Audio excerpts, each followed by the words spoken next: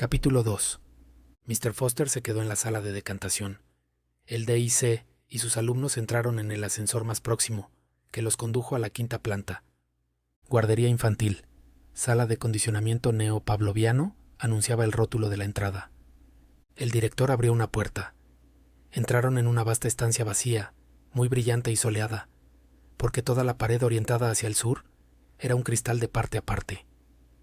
Media docena de enfermeras con pantalones y chaqueta de uniforme, de viscosilla blanca, los cabellos asépticamente ocultos bajo cofias blancas, se hallaban atareadas disponiendo jarrones con rosas en una larga hilera, en el suelo.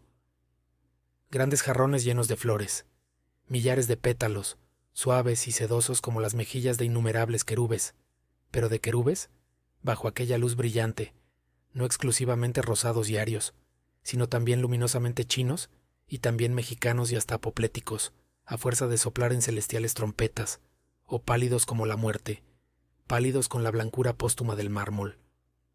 Cuando el D.I.C. entró, las enfermeras se cuadraron rígidamente. «Coloquen los libros», ordenó el director. En silencio las enfermeras obedecieron la orden. Entre los jarrones de rosas, los libros fueron debidamente dispuestos. Una hilera de libros infantiles se abrieron invitadoramente, mostrando alguna imagen alegremente coloreada de animales, peces o pájaros. «Y ahora traigan a los niños». Las enfermeras se apresuraron a salir de la sala y volvieron al cabo de 1 o 2 minutos. Cada una de ellas empujaba una especie de carrito de té muy alto, con 4 estantes de tela metálica, en cada uno de los cuales había un crío de 8 meses. Todos eran exactamente iguales, un grupo Bokanovsky, evidentemente, y todos vestían de color caqui, porque pertenecían a la casta delta. «Póngalos en el suelo», los carritos fueron descargados. «Y ahora sitúenlos de modo que puedan ver las flores y los libros». Los chiquillos inmediatamente guardaron silencio, y empezaron a arrastrarse hacia aquellas masas de colores vivos, aquellas formas alegres y brillantes que aparecían en las páginas blancas. Cuando ya se acercaban, el sol palideció un momento, eclipsándose. Tras una nube, las rosas llamearon como a impulsos de una pasión interior. Un nuevo y profundo significado pareció brotar de las brillantes páginas de los libros. De las filas de críos que gateaban llegaron pequeños chillidos de excitación, gorjeos y ronroneos de placer. El director se frotó las manos. «¡Estupendo!», exclamó, ni hecho a propósito. Los más rápidos ya habían alcanzado su meta. Sus manecitas se tendían, inseguras, palpaban, agarraban, deshojaban las rosas transfiguradas, arrugaban las páginas iluminadas de los libros. El director esperó verles a todos alegremente atareados. Entonces dijo: «Fíjense bien». La enfermera jefe, que estaba de pie junto a un cuadro de mandos, al otro extremo de la sala, bajó una pequeña palanca. Se produjo una violenta explosión. Cada vez más aguda empezó a sonar una sirena. Timbres de alarma se dispararon, locamente. Los chiquillos se sobresaltaron y rompieron en chillidos. Sus rostros aparecían convulsos de terror. «¿Y ahora?», gritó el director, porque el estruendo era ensordecedor. «Ahora pasaremos a reforzar la lección con un pequeño shock eléctrico». Volvió a hacer una señal con la mano, y la enfermera jefe pulsó otra palanca. Los chillidos de los pequeños cambiaron súbitamente de tono. Había algo desesperado, algo casi demencial, en los gritos agudos, espasmódicos, que brotaban de sus labios. Sus cuerpecitos se retorcían y cobraban rigidez. Sus miembros se agitaban bruscamente como obedeciendo a los tirones de alambres invisibles. «Podemos electrificar toda esta zona del suelo», gritó el director, como explicación. «Pero ya basta», e hizo otra señal a la enfermera. Las explosiones cesaron, los timbres enmudecieron, y el chillido de la sirena fue bajando de tono hasta reducirse al silencio. Los cuerpecillos rígidos y retorcidos se relajaron, y lo que había sido el sollozo y el aullido de unos niños desatinados volvió a convertirse en el llanto normal del terror ordinario. «Vuelvan a ofrecerles las flores y los libros». Las enfermeras obedecieron, pero ante la proximidad de las rosas, a la sola vista de las alegres y coloreadas imágenes de los gatitos, los gallos y las ovejas, los niños se apartaron con horror, y el volumen de su llanto aumentó súbitamente. «Observen», dijo el director en tono triunfal. «Observen. Los libros y ruidos fuertes, flores y descargas eléctricas. En la mente de aquellos niños ambas cosas se hallaban ya fuertemente relacionadas entre sí, y al cabo de 200 repeticiones de la misma o parecida lección, formarían ya una unión indisoluble. Lo que el hombre ha unido, la naturaleza, no puede separarlo. Crecerán con ello que los psicólogos solían llamar un odio instintivo hacia los libros y las flores. Reflejos condicionados definitivamente. Estarán a salvo de los libros y de la botánica para toda su vida. El director se volvió hacia las enfermeras. Llévenselos. Llorando todavía, los niños vestidos de caqui fueron cargados de nuevo en los carritos y retirados de la sala, dejando tras de sí un olor a leche agria y un agradable silencio. Uno de los estudiantes levantó la mano, aunque comprendía perfectamente que no podía permitirse que los miembros de una casta baja perdieran el tiempo de la comunidad en libros, y que siempre existía el riesgo de que leyeran algo que pudiera, por desdicha, destruir uno de sus reflejos condicionados. Sin embargo, bueno, no podía comprender lo de las flores. ¿Por qué tomarse la molestia de hacer psicológicamente imposible para los deltas el amor a las flores? Pacientemente, el DIC se explicó. Si se inducía a los niños a chillar a la vista de una rosa, ello obedecía a una alta política económica. No mucho tiempo atrás, aproximadamente un siglo, los gamas, los deltas y hasta los epsilones habían sido condicionados de modo que les gustaran las flores en particular, y la naturaleza salvaje en general. El propósito entonces estribaba en inducirles a salir al campo en toda oportunidad, con el fin de que consumieran transporte. ¿Y no consumían transporte?, preguntó el estudiante. Mucho, contestó el DIC, pero solo transporte. Las prímulas y los paisajes, explicó, tienen un grave defecto. Son gratuitos. El amor a la naturaleza no da que hacer a las fábricas. Se decidió abolir el amor a la naturaleza, al menos entre las castas más bajas. Abolir el amor a la naturaleza, pero no la tendencia a consumir transporte, porque, desde luego, era esencial que siguieran deseando ir al campo, aunque lo odiaran. El problema residía en hallar una razón económica más poderosa para consumir transporte que la mera afición a las prímulas y los paisajes. Y lo encontraron. Condicionamos a las masas de modo que odien el campo, concluyó el director, pero simultáneamente las condicionamos para que adoren los deportes campestres.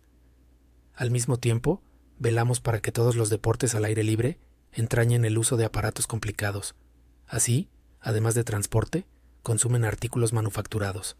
De ahí están las descargas eléctricas. Comprendo, dijo el estudiante, y presa de admiración, guardó silencio. El silencio se prolongó. Después, aclarándose la garganta, el director empezó. Tiempo ha, cuando nuestro Ford estaba todavía en la tierra, hubo un chiquillo que se llamaba Reuben Rabinovich. Reuben era hijo de padres de habla polaca.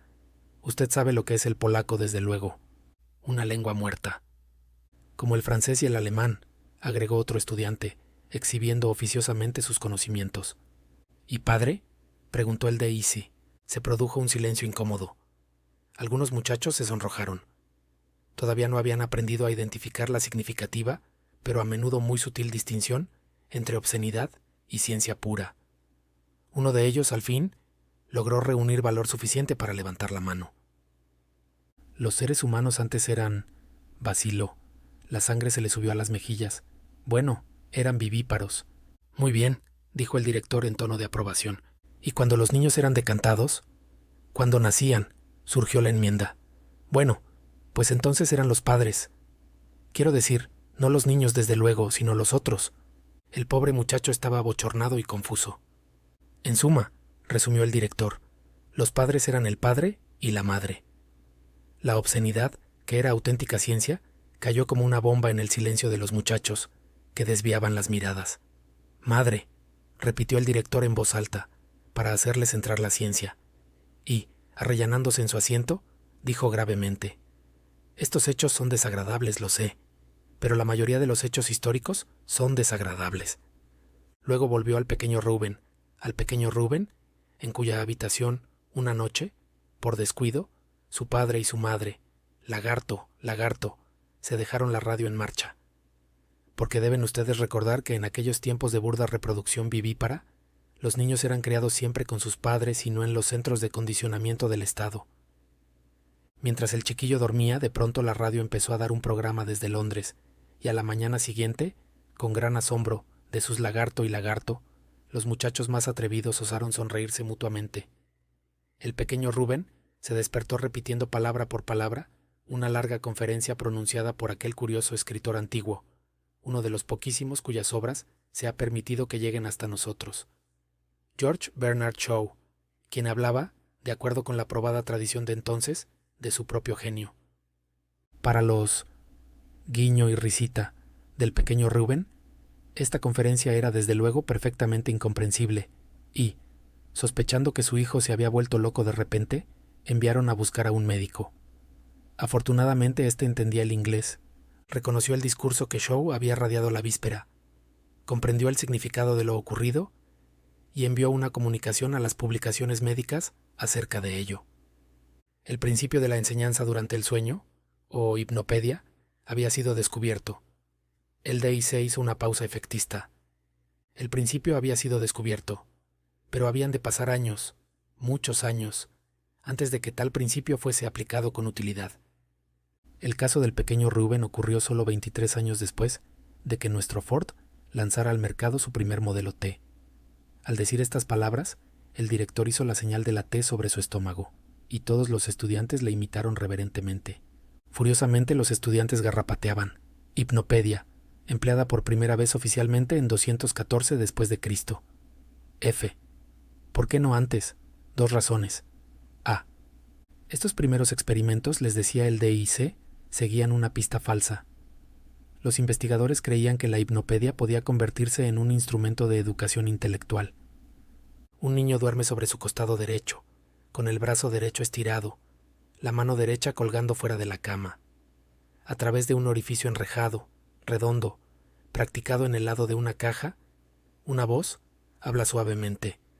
El Nilo es el río más largo de África y el segundo en longitud de todos los ríos del globo. Aunque es poco menos largo que el Mississippi-Missouri, el Nilo es el más importante de todos los ríos del mundo en cuanto a la anchura de su cuenca, que se extiende a través de 35 grados de latitud. A la mañana siguiente, alguien dice: «Tommy, ¿sabes cuál es el río más largo de África?»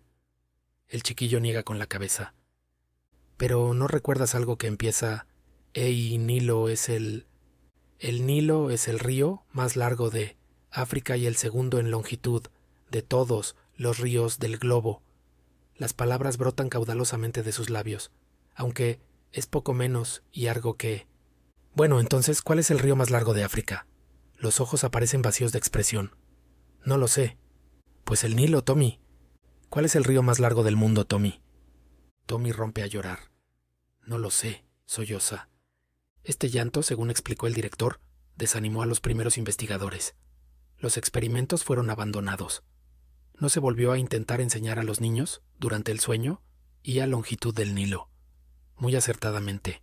No se puede aprender una ciencia a menos que uno sepa de qué trata. Por el contrario, debían haber empezado por la educación inoral, dijo el director, abriendo la marcha hacia la puerta. Los estudiantes le siguieron, garrapateando desesperadamente mientras caminaban hasta llegar al ascensor. La educación moral que nunca, en ningún caso, debe ser racional. «Silencio, silencio», susurró un altavoz cuando salieron del ascensor en la 14ª planta. Y silencio, silencio repetían incansables los altavoces, situados a intervalos en todos los pasillos. Los estudiantes y hasta el propio director empezaron a caminar automáticamente sobre las puntas de los pies. Sí, ellos eran alfas, desde luego, pero también los alfas han sido condicionados. Silencio, silencio. El aire todo de la planta 14ª vibraba con aquel imperativo categórico. Unos 50 metros recorridos de puntillas los llevaron ante una puerta que el director abrió cautelosamente. Cruzando el umbral, penetraron en la penumbra de un dormitorio cerrado. 80 camastros se alineaban junto a la pared. Se oía una respiración regular y ligera, y un murmullo continuo, como de voces muy débiles que susurraran a lo lejos. En cuanto entraron, una enfermera se levantó y se cuadró ante el director. «¿Cuál es la lección de esta tarde?», preguntó éste. «Durante los primeros 40 minutos tuvimos sexo elemental», contestó la enfermera, «pero ahora hemos pasado a conciencia de clase elemental». El director paseó lentamente a lo largo de la larga hilera de literas. Sonrosados y relajados por el sueño, 80 niños y niñas yacían, respirando suavemente. Debajo de cada almohada se oía un susurro. El D.I.C. se detuvo e inclinándose sobre una de las camitas escuchó atentamente. «¿Conciencia de clase elemental?», dijo el director. «Vamos a hacerlo repetir por el altavoz». Al extremo de la sala un altavoz sobresalía de la pared. El director se acercó al mismo y pulsó un interruptor. «Todos visten de color verde», dijo una voz suave pero muy clara, empezando en mitad de una frase. «Y los niños Delta visten todos de caqui». «Oh, no, yo no quiero jugar con niños Delta. Y los epsilones todavía son peores. Son demasiado tontos para poder leer o escribir. Además, visten de negro, que es un color asqueroso.